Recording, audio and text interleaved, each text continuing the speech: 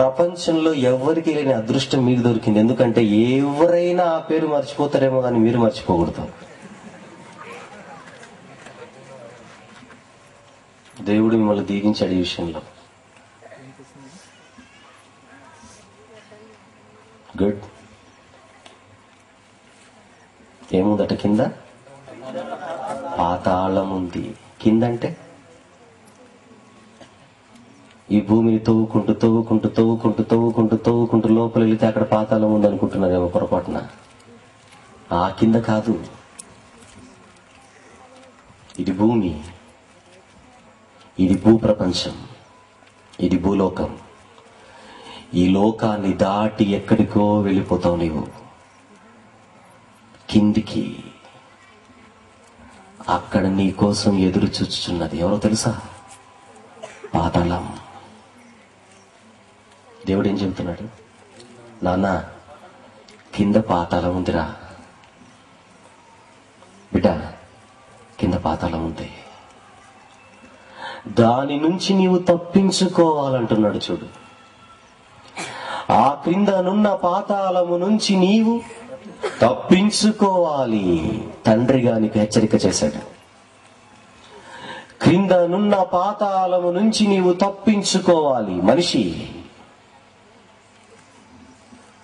ప్రపంచ మనుషులందరికీ దేవుడు చేసిన హెచ్చరిక ఏంటో తెలుసా? క్రిందనున్న పాతాళము నుంచి నీవు తప్పించుకోవాలి. అసలైన ప్రమాదం అది. ప్రపంచానికి తెలియని ప్రమాదం అది. ప్రపంచానికి ప్రమాదాలు తెలుసు. ఏ ప్రమాదాలు? రోడ్డు ప్రమాదాలు తెలుసు. ప్రమాదం అంటే అది మాత్రమే. మన నాలెడ్జ్ అక్కడే ఉంది. రోడ్డు ప్రమాదాలు నీకు తెలుసు,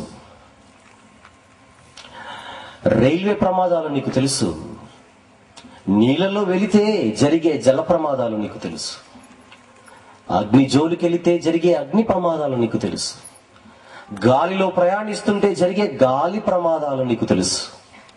వాటినే కదా నువ్వు ప్రమాదాలు అనుకుంటున్నావు?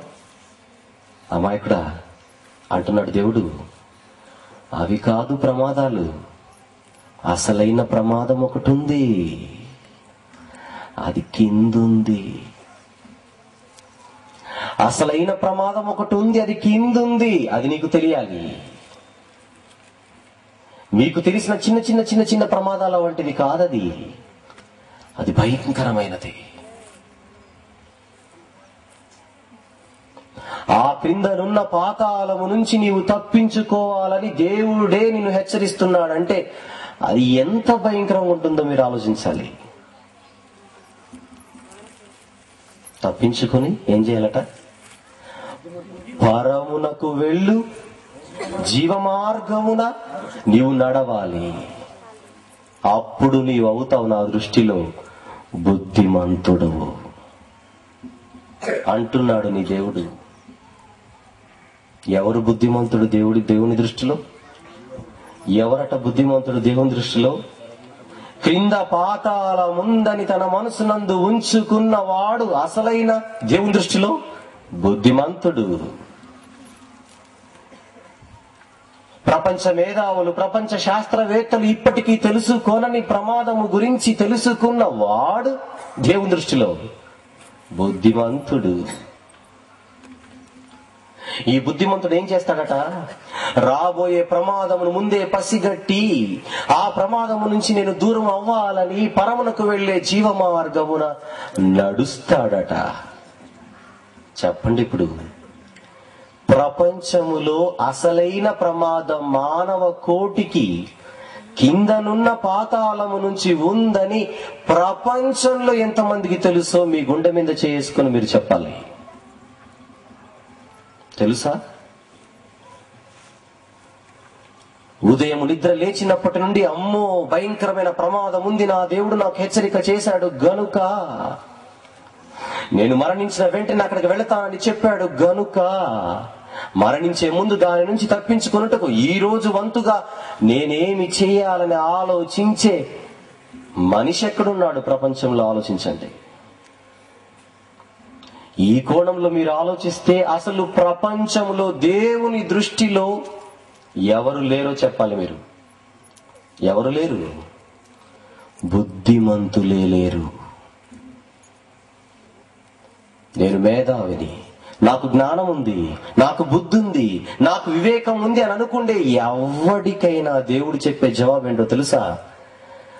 నీవు కిందనున్న పాతాళమును తప్పించుకొనవాలెననే అసలైన విషయమును నీ మనసునందు పెట్టుకోక బ్రతుకుతున్నావు గనుక నా దృష్టిలో నీవు బుద్ధిహీనుడవు. చాలా సింపుల్ గా తీసుకున్నావు కదూ నేను చెప్పిన మాట? దేవుడు అంటున్నాడు, చాలా సింపుల్ గా తీసుకున్నావు కదా నేను చెప్పిన మాట. పాతాళం అంటే కౌతాళం లాగా ఉంటుంది అనుకుంటున్నావు కదా నీవు. పాతాళం ఎలా ఉంటుందో నేను చెబుతాను వినంటున్నాడు దేవుడు ఈరోజు. మీరు ప్రపంచంలో, అడుగుతున్నాను మిమ్మల్ని ముందుగా, మీరు ప్రపంచంలో అందరికంటే ఎవరికి భయపడతారో నాకు చెప్పండి ముందు. నా ప్రశ్న అర్థం కాలేదు కదా, మళ్ళీ అడుగుతాను. మీరు ప్రపంచంలో అందరికంటే ఎవరికి భయపడతారు? పిల్లలు లేచి మా డాడీ అంటే మాకు భయం అని అనకండి, మా టీచర్ అంటే భయం అనకండి, మా ఊర్లో ఒక ఆయన ఉన్నాడు ఆయన అంటే మాకు అందరికి భయం అనకండి. ఇప్పుడు అందరు నిలబడి మాకు దేవుడు అంటే భయం అని చెప్పకండి, అది అబద్ధం. మీకు ఎవరంటే భయమో నేను చెబుతాను, అది నిజం. మీకు ఎవరంటే భయమో చెప్పనా? ఈ ఊరు నుంచి మీ ఊరికి నడుచుకుంటూ వెళ్ళండి ఈరోజు రాత్రి 12 గంటలకి. చెప్పండి, ఏ నవ్వుతున్నారు? మీకు భయం ఎవరంటే? దయ్యం అంటే. ఇది నిజం. దేవుడంటే ఉత్తిదే అనాలంతే. దేవుని సభకు వచ్చిన తర్వాత దేవుడు అంటే భయం లేదంటే బాగోదు కనుక దేవుడు అంటే భయం అనేస్తారు మీరు. మీ మనసులో మాట నేను చెబుతున్నాను, మీకు దయ్యం అంటే భయం.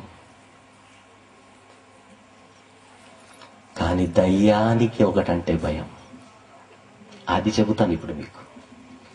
మీరు భయపడే దయ్యానికి భయం ఉంది తెలుసా మీకు? మీరు భయపడే దయ్యానికి ఎవరంటే భయమో చూస్తే, బ్రదర్ రేపు కూడా మీటింగ్ పెట్టరు అని నన్ను అడుగుతారు ఈరోజు. చూస్తారా? చూడండి, లూకాసు వార్త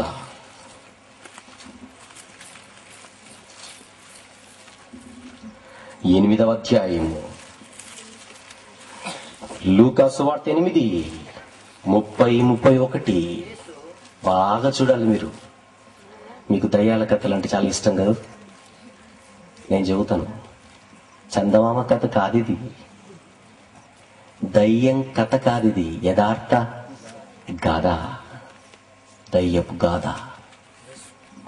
30-31. యేసు, నీ పేరేమని వాడిని అడిగితే ఒకడిని, వాళ్ళు ఎవరున్నారట? 1 కాదు, 2 కాదు, 3 కాదు, 4 కాదు, ఏమున్నాయో తెలుసా?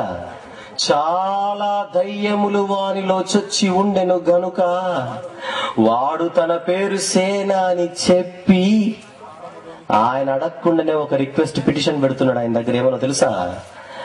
ప్రభువా, పాతాళములోనికి పోవుటకు మాకు ఆజ్ఞాపించొద్దు అని ఆయన కాళ్ళు పట్టుకుంటున్నాయట. ఎవరు? నువ్వు భయపడే దయ్యం. ఎక్కడికి పోవుటకు ఆజ్ఞాపించొద్దని భయపడుతున్నాయి అవి? కౌతాళముకు కాదు. బ్రతికుంటే కౌతాళంలోనే ఉంటాం, దయచేసి పాతాళానికి పంపొద్దు ప్రభువా. అడుగుతున్నారు ఎవరో తెలుసా? మీరు భయపడే దయ్యాలు. దయ్యం అంటే నీకు భయం, కిందనున్న పాతాళం అంటే దయ్యానికి భయం. ఇప్పుడు నీకు అర్థం కావాలది ఎంత భయంకరమో.